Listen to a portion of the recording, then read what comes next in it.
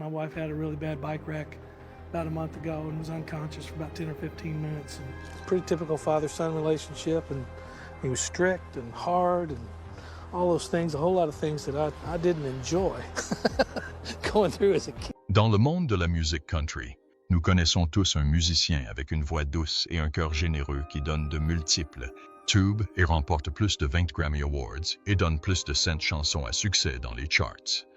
Et le Grammy revient à Vince Gill.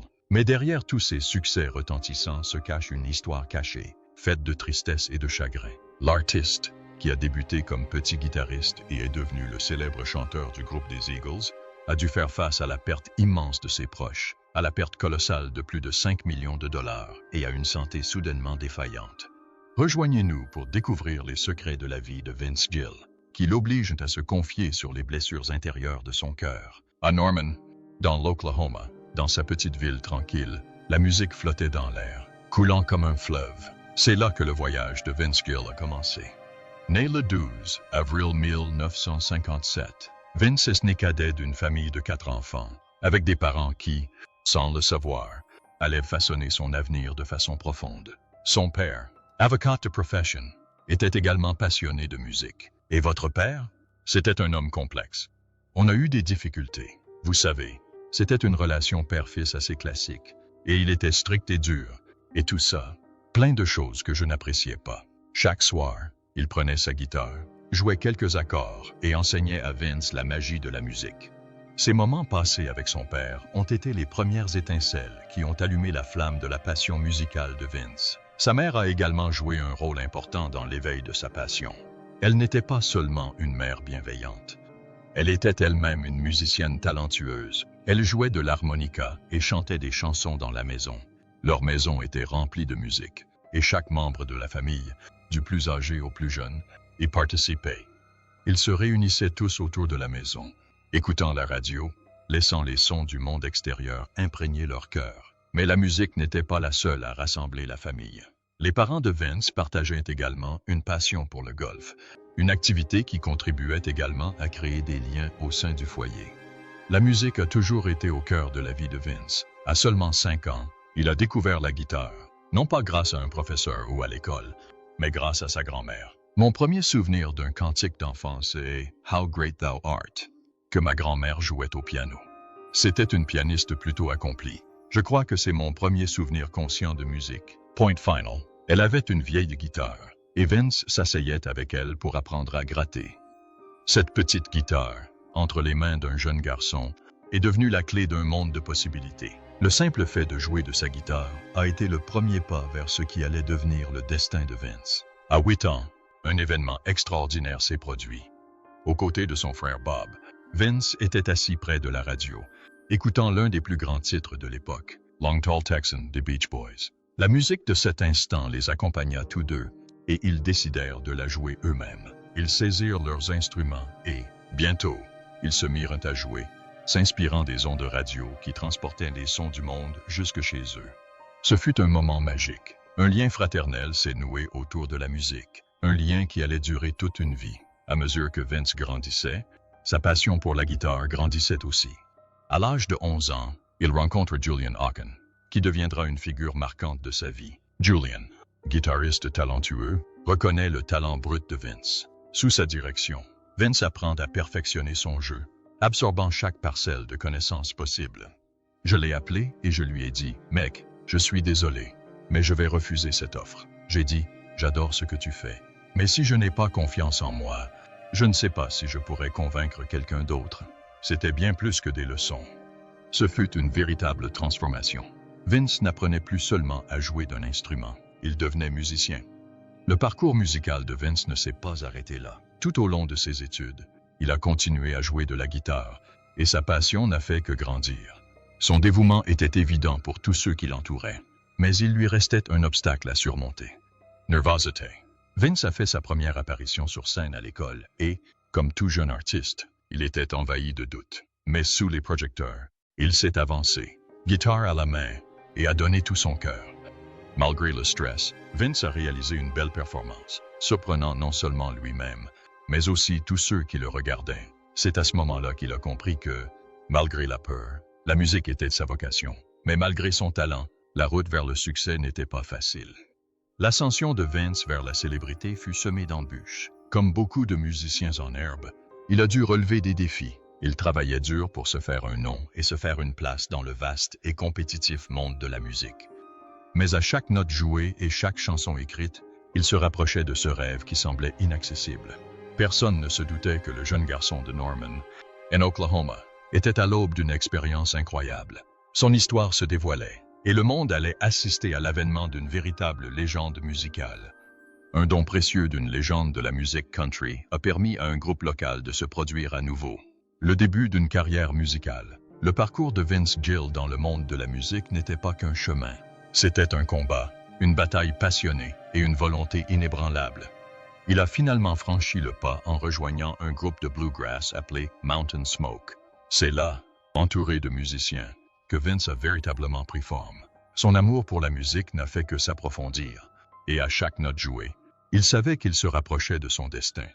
Jeune homme, impatient de relever tous les défis que l'industrie musicale pouvait lui offrir, Vince ne se laissait pas arrêter par quoi que ce soit. Son talent brut et sa soif de réussite lui ont donné le courage de persévérer. Jouer lors d'événements locaux lui a donné un premier aperçu de ce que signifiait faire partie du monde musical. Lentement mais sûrement, Vince a commencé à se faire un nom. Il apprenait et grandissait à chaque prestation. Mais ce n'était pas toujours facile. Tous les spectacles ne se déroulaient pas comme prévu. Un soir, lors d'un concert, la situation a mal tourné. Le public a commencé à lancer des objets sur le groupe et Vince a rapidement perdu son sang-froid. Sans broncher, il a adressé un doigt d'honneur au public avant de quitter la scène. C'était un geste audacieux. Mais cela a démontré à tous une chose importante. Vince Gill ne tolérait aucun manque de respect. Il était prêt à tenir bon, quelle que soit la situation. Mais la chance ne tarda pas à sourire à Vince. En 1978, une opportunité incroyable lui fut offerte. Il rejoignit le groupe Pure Prairie League comme chanteur principal. C'était la grande percée de Vince. La première fois que je l'ai vu, il faisait partie d'un groupe appelé Mountain Smoke. Je lui ai redemandé s'il voulait rejoindre le groupe, et il a dit oui. Pure Prairie League a servi de tremplin à de nombreux musiciens talentueux et accomplis au fil de son histoire. Sa voix, puissante et douce à la fois, est devenue un élément déterminant du groupe. Avec Vince à sa tête, Pure Prairie League a sorti des tubes majeurs, dont un titre particulièrement marquant, Let Me Love You Tonight. La chanson est rapidement devenue un favori des fans, conquérant les cœurs du monde entier. Vince semblait avoir trouvé sa place. Mais comme pour beaucoup de choses dans la vie, le succès n'est pas éternel. Le groupe finit par se dissoudre, aux grandes dames de Vince. Certains membres souhaitaient s'orienter vers une nouvelle direction, se plongeant dans le rock, le pop, voire d'autres genres, comme la country. La pression du succès, le poids des attentes, était tout simplement insurmontable pour le groupe. Chaque membre avait des rêves différents et commença à suivre des chemins différents. Le groupe ayant disparu, Vince se retrouva seul. Ce fut un tournant dans sa carrière, et même s'il avait goûté au succès, la voie à suivre était incertaine. Il a décidé de se lancer en solo, mais franchir le pas était risqué. Et Vince le savait. Se lancer en solo signifiait se retrouver sans filet de sécurité, sans groupe derrière lequel se cacher. Malgré les risques, Vince commença à écrire des chansons et continua à jouer. Il n'était pas sûr de la suite, mais il était déterminé à s'y préparer. Les débuts de sa carrière solo ne furent pas faciles. Comme beaucoup de musiciens, Vince a connu des difficultés, des revers et d'innombrables moments où il a eu l'impression que tout allait s'écrouler. Mais ces épreuves, ces moments difficiles, ont été les piliers de son avenir. Elles l'ont aidé à développer la résilience et la force qui lui permettraient de surmonter les défis à venir. Lentement mais sûrement, il a commencé à trouver sa voie en tant qu'artiste solo, et le monde a commencé à le remarquer. Les années 1990 ont été une période brillante pour Vince Gill. Il était enfin reconnu pour la voix unique qui l'avait toujours distingué.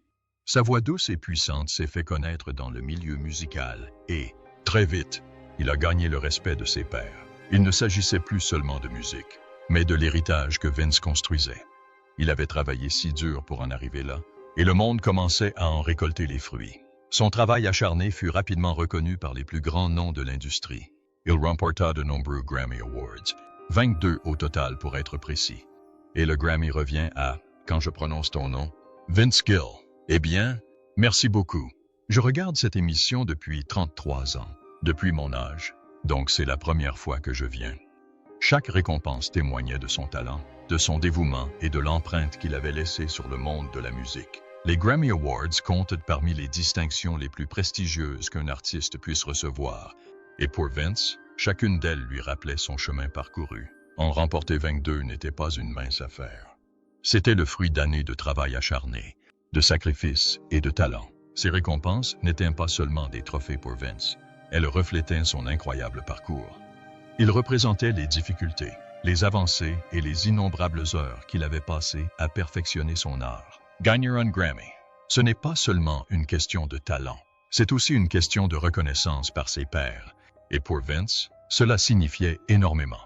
Cette reconnaissance ne résidait pas seulement dans ses chansons ou ses concerts. Elle résidait aussi dans sa capacité à créer un lien avec les gens à travers sa musique.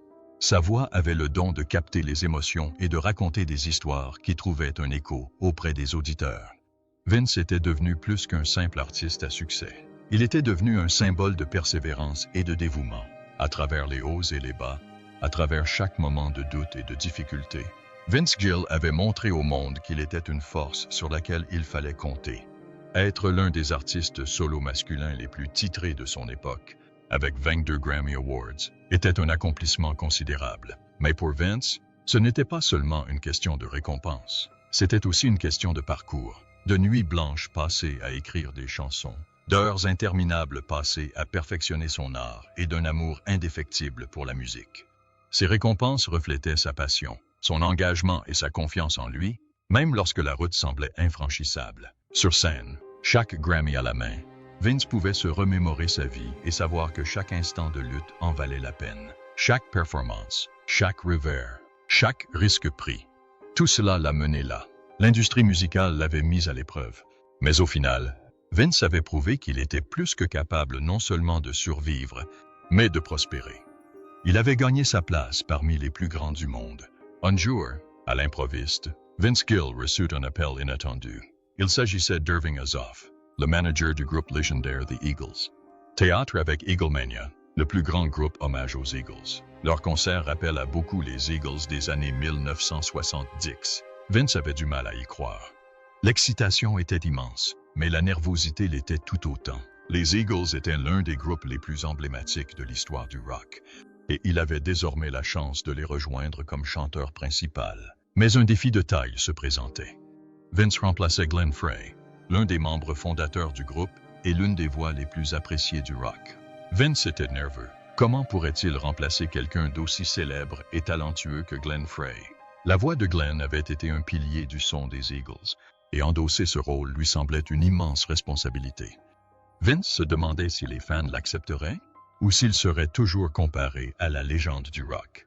Mais lorsque Vince a commencé à jouer avec les Eagles, quelque chose d'incroyable s'est produit. Il a réalisé qu'il n'était pas là pour remplacer Glenn Frey. Il était là pour apporter sa propre personnalité, sa propre voix et son propre style au groupe. Plus il jouait, plus il comprenait qu'il n'avait pas besoin d'essayer d'être Glenn. Au contraire, il pouvait honorer l'héritage de Glenn tout en restant fidèle à lui-même en tant qu'artiste.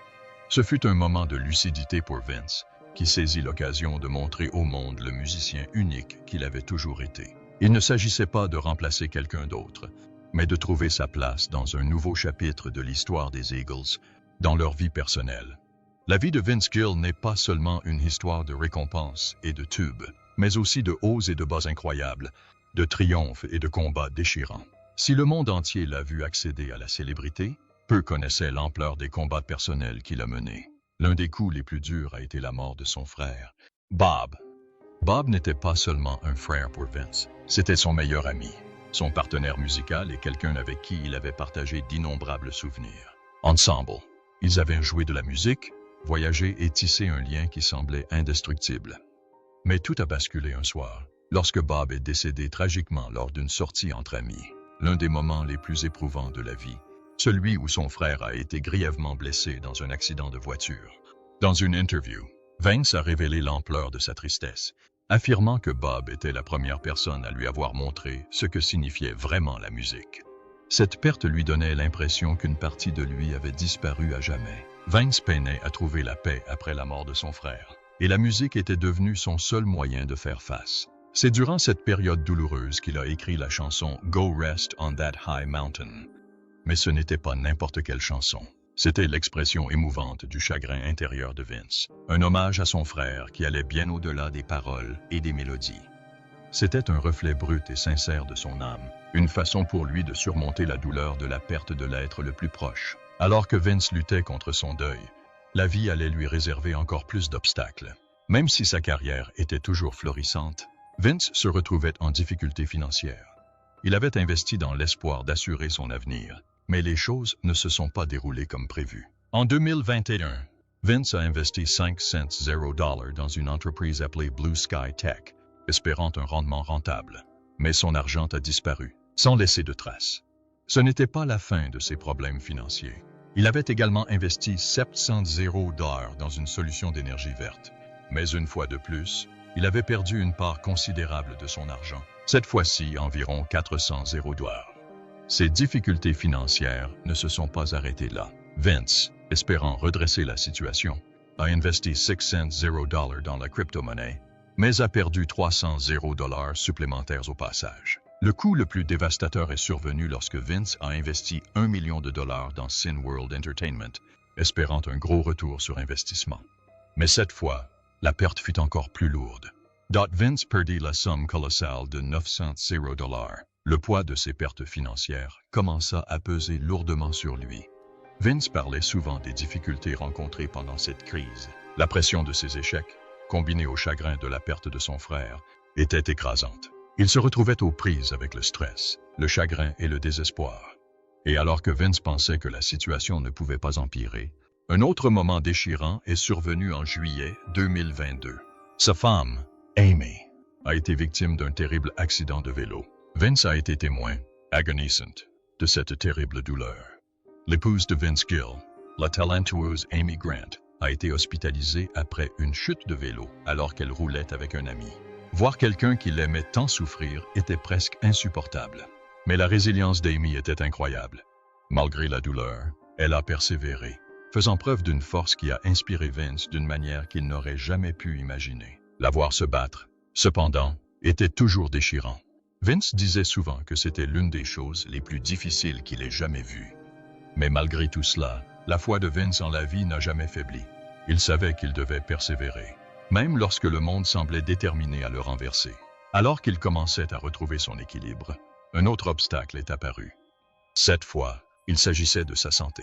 En 2016, Vince a été confronté à de graves problèmes de cordes vocales. L'inflammation et les dommages causés à ses cordes vocales résultaient d'années de chant et de tension vocale. Pour un homme dont la voix était sa carrière, ce fut un coup terrible. Vince subit une intervention chirurgicale pour réparer les dégâts, mais ce n'était que le début d'un long processus de guérison. Après l'opération, il fut contraint au repos et à une thérapie intensive. Le chemin vers la guérison fut éprouvant, et Vince se retrouva confronté non seulement à la douleur physique, mais aussi à la tension émotionnelle liée à son incapacité à performer. Durant cette période difficile, c'est l'amour et le soutien de sa famille qui lui permirent de tenir le coup. La force de ses proches facilita le processus de guérison, lui donnant la motivation nécessaire pour persévérer même lorsque les choses semblaient impossibles. Vince savait qu'il n'était pas seul dans son combat, et le soutien indéfectible de sa famille s'est avéré vital dans les moments les plus sombres. Ce ne fut pas facile. Mais petit à petit, il a commencé à guérir, pas seulement physiquement, mais aussi émotionnellement. Malgré le deuil, les difficultés financières, les moments difficiles et les problèmes de santé, Vince Gill est resté déterminé à continuer d'avancer. La vie lui a réservé son lot d'obstacles, mais à chaque fois, il a trouvé la force de se relever. Son histoire est celle de la résilience, de celui qui n'a jamais abandonné, même quand tout semblait s'écrouler. Il a affronté chaque défi avec détermination, sachant que malgré les difficultés, il avait la force de les surmonter, de laisser son héritage et son influence. La carrière de Vince Gill est jalonnée d'innombrables succès remarquables, mais une chanson se démarque de tous, Go Rest on That High Mountain. Écrite après la mort de son frère Bob, cette chanson est unique en son genre. C'est un hommage puissant et émouvant à ceux qui ont perdu un être cher. La chanson résonne profondément chez tous ceux qui ont connu le chagrin et le deuil, et son honnêteté brute en fait l'une des œuvres les plus personnelles et les plus émouvantes de tout le répertoire de Vince. Ce n'est pas seulement une chanson, c'est un morceau de l'âme de Vince dévoilé au monde entier. L'héritage de Vince s'étend bien au-delà de son incroyable talent d'artiste country. Avec 20 prix prestigieux et plus de 100 tubes à son actif, il s'est taillé une place parmi les plus grandes voix de l'histoire de la musique country. Sa voix est légendaire et reconnue pour sa capacité à toucher profondément les auditeurs. Vince a le don rare de conquérir les cœurs à chaque note, et son style de chant est un savant mélange de tradition et de passion. Son authenticité a fait de lui une figure appréciée, non seulement de la musique country, mais aussi des fans du monde entier. L'influence de Vince va au-delà de sa musique. Il est devenu une source d'inspiration pour de nombreux artistes qui lui ont succédé. Par son succès et son talent artistique, Vince a montré aux musiciens en herbe la force de rester fidèle à ses racines tout en repoussant les limites. Il a ouvert la voie à la prochaine génération d'artistes, contribuant à façonner l'avenir de la musique country tout en restant profondément ancré dans les traditions du genre. Mais l'héritage de Vince Gill ne se limite pas à la musique. Il s'agit aussi d'une question de solidarité. S'il a brillé dans le monde de la musique, il a également mis son succès à profit pour améliorer la vie des autres. Vince est très impliqué dans des œuvres caritatives, soutient des causes importantes et met sa notoriété au service du bien commun. Sa générosité et son cœur lui ont valu l'admiration bien au-delà de sa carrière musicale, et il continue d'inspirer autant par ses actions que par sa voix.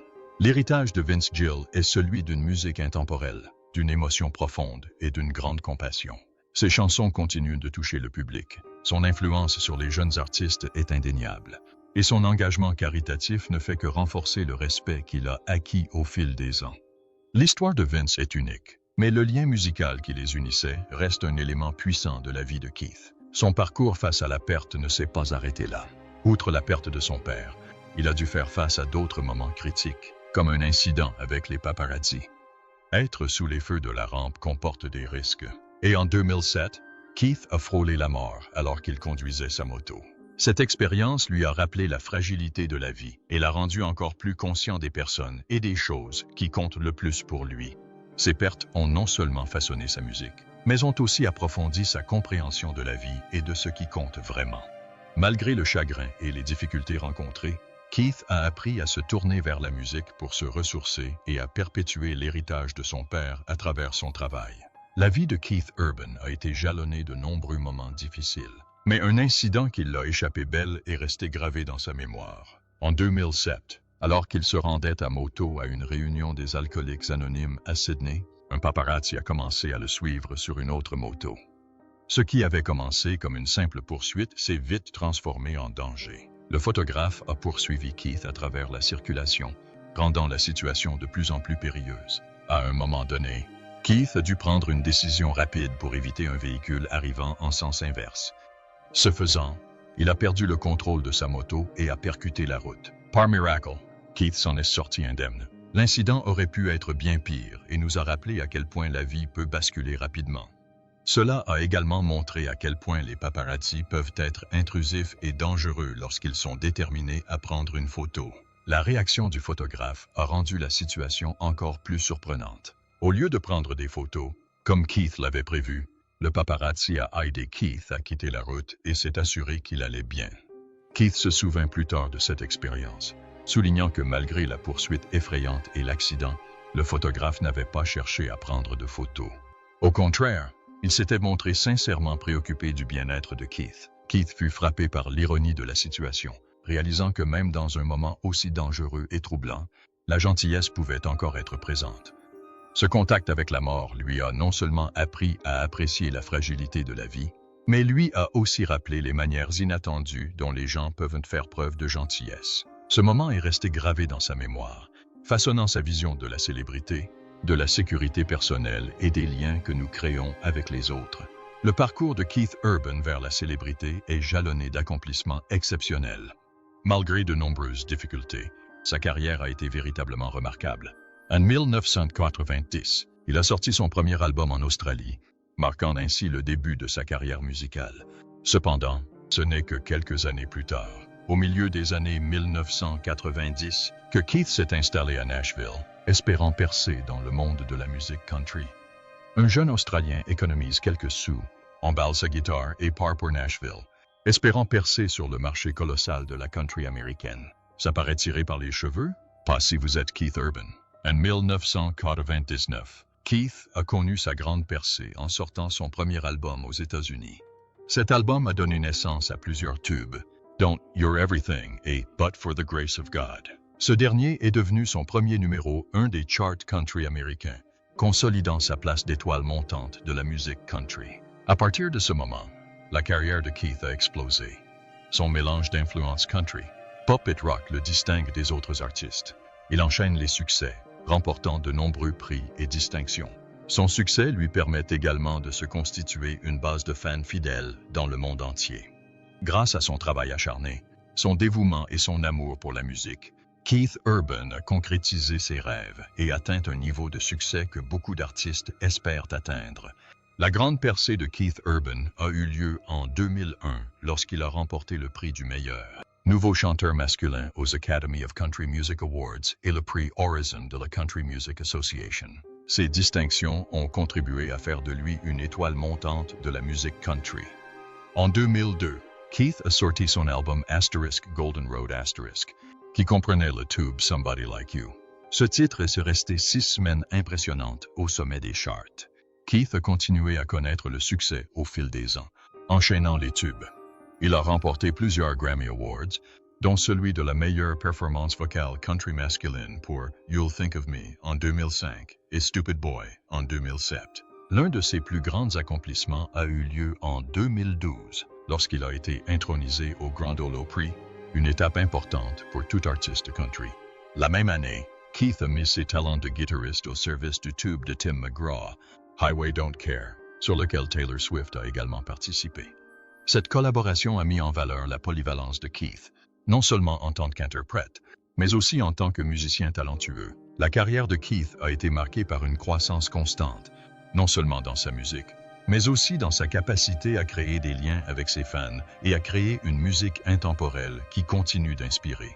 Œuvres caritatives et dons, le parcours de Keith Urban, de ses humbles débuts en Australie à sa renommée internationale, a profondément influencé son engagement envers les autres. Il s'est toujours engagé à soutenir des causes qui lui tiennent à cœur. L'un de ses plus importants engagements caritatifs est son soutien à la recherche contre le cancer et aux soins aux patients, notamment après le décès de son père, importé par un cancer en 2015. Le père de Keith Urban, Robert, est décédé quelques jours seulement après avoir révélé que son père, Robert Urban, avait été admis en soins palliatifs après une longue lutte contre le cancer. Cette perte a rendu cette cause encore plus personnelle pour lui. Au fil des ans, Keith a fait des dons à des organisations comme l'Hôpital de recherche pour enfants Sainte, Jude at Stand Up to Cancer. Il s'est également produit lors d'événements caritatifs afin de récolter des fonds pour la recherche et le traitement du cancer. L'engagement caritatif de Keith ne s'arrête pas là. Il s'implique également activement dans la lutte contre les violences conjugales. En 2017, il a participé au concert hommage à Allen for the Gambling, qui a permis de récolter plus d'1 million de dollars pour le Tennessee Disaster Relief Fund et le Children's Advocacy Center. Ce concert a rendu hommage à la légende de la musique country Kenny Rogers et a réuni de nombreux artistes célèbres, Keith y jouant un rôle majeur, à la fois comme interprète et comme contributeur. Pendant la pandémie de COVID-19, Keith a témoigné son soutien aux professionnels de santé en donnant un concert spécial, un drive-in pour le personnel du centre médical de l'Université Vanderbilt à Nashville. Cet événement a été l'un des premiers concerts en drive-in pendant la pandémie et a inspiré d'autres artistes à suivre son exemple. Keith a partagé l'importance de remonter le moral des gens en cette période difficile. Outre ses concerts caritatifs, il s'est également investi pour soutenir l'éducation musicale des jeunes. Il a fait don de guitares et d'instruments de musique à des écoles de quartiers défavorisés, permettant ainsi aux jeunes de découvrir et de développer leurs talents musicaux. Keith a déclaré que donner aux autres est à la fois une responsabilité et un privilège. Encadré et jugé, Keith Urban s'est toujours senti chanceux de pouvoir aider les autres. Il a dit un jour, « La musique m'a sauvé de tant de manières, et si je peux aider quelqu'un d'autre à trouver le même salut, cela vaut tout. » Cet état d'esprit l'a conduit à devenir mentor et juge dans la populaire émission Asterisk, American Idol. Keith a rejoint l'émission en 2012, travaillant aux côtés de Mariah Carey, Nicki Minaj et Randy Jackson. Son rôle dans Asterisk a permis aux fans de découvrir une autre facette de lui, celle d'un mentor attentionné et patient, véritablement soucieux d'aider les jeunes musiciens à réussir.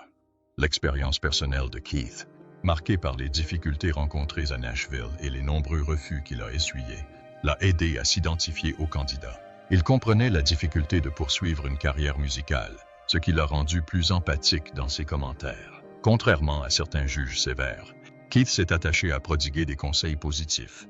Même lorsqu'il devait formuler des critiques, il s'assurait toujours de souligner les points à améliorer au lieu de se contenter de souligner les erreurs. Il était connu pour être un juge sympathique, mais cela ne l'empêchait pas de prodiguer des conseils sévères lorsque cela était nécessaire. Keith encourageait souvent les candidats à se connecter émotionnellement à leur performance, leur rappelant qu'il était tout aussi important de captiver le public que de trouver la note juste. De nombreux artistes ayant participé à l'émission Asterisk American Idol ont déclaré que les conseils de Keith avaient eu un impact considérable sur eux, notamment son souci d'authenticité et de narration musicale. Son passage à l'émission Asterisk American Idol a également contribué à faire connaître la country à un public plus large. Je l'ai ressenti en arrivant au studio ce soir. C'est un rythme que je connais depuis 4 saisons. En mélangeant la country avec des influences pop et rock, il a montré aux jeunes artistes qu'ils n'étaient pas obligés de se cantonner à un seul genre. Keith a encouragé les candidats à être eux-mêmes et à prendre des risques avec leur musique. Son expérience de mentor sur Asterisk American Idol ne consistait pas seulement à trouver de nouvelles stars. Il s'agissait aussi d'inspirer la prochaine génération de musiciens à poursuivre leurs rêves, comme il l'avait fait.